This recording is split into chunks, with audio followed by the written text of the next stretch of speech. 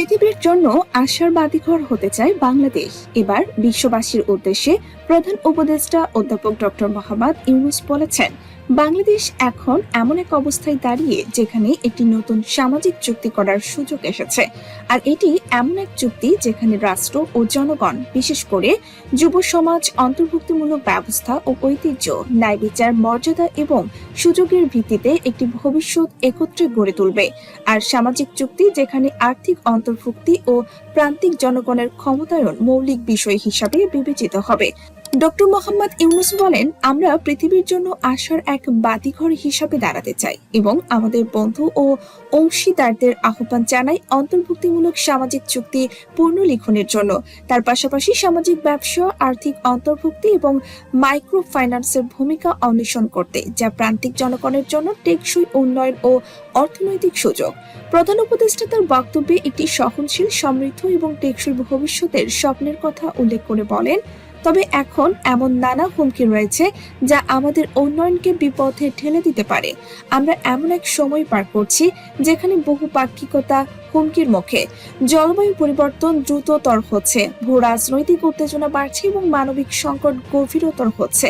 আর নতুন নতুন নীতিমালা, প্রযুক্তি এবং শাসন পদ্ধতি আমাদের পৃথিবীকে দ্রুত রূপান্তরিত করছে, যা অতীতের অনেক অনুমানকে অচল করে দিচ্ছে।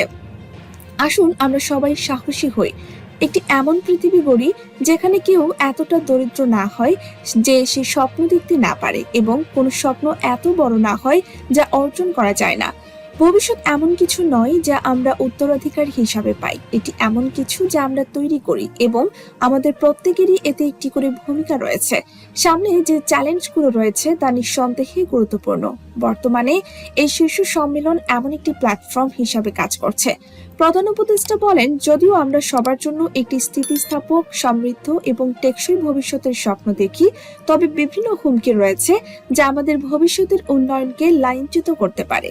আমরা গভীর অনিশ্চয়তার সময়ে বাস করছি, যেখানে বহুপাক্ষিকতা মারাত্মক হুমকির মুখে, জলবায়ু পরিবর্তন ত্বরান্বিত হচ্ছে, ভূ রাজনৈতিক উত্তেজনা বাড়ছে এবং মানবিক সংকট গভীর হচ্ছে। আবার ফিলিস্তিন ও রোহিঙ্গা সংকটকে বিশ্বের অপেক্ষা করা উচিত নয়। প্রধান উপদেষ্টা প্রফেসর মোহাম্মদ ইউনূস বলেছেন, আজকের সংকটপ্রবণ বিশ্বে যুদ্ধ ও সংঘাত অধিকার খর্ব করে এবং অর্থনীতিকে ব্যাহত করে। তিনি আরো বলেন, শান্তি ও স্থিতিশীলতা যে কোনো অর্থবহ ও টেকসই উন্নয়নের মৌলিক পূর্বশর্ত।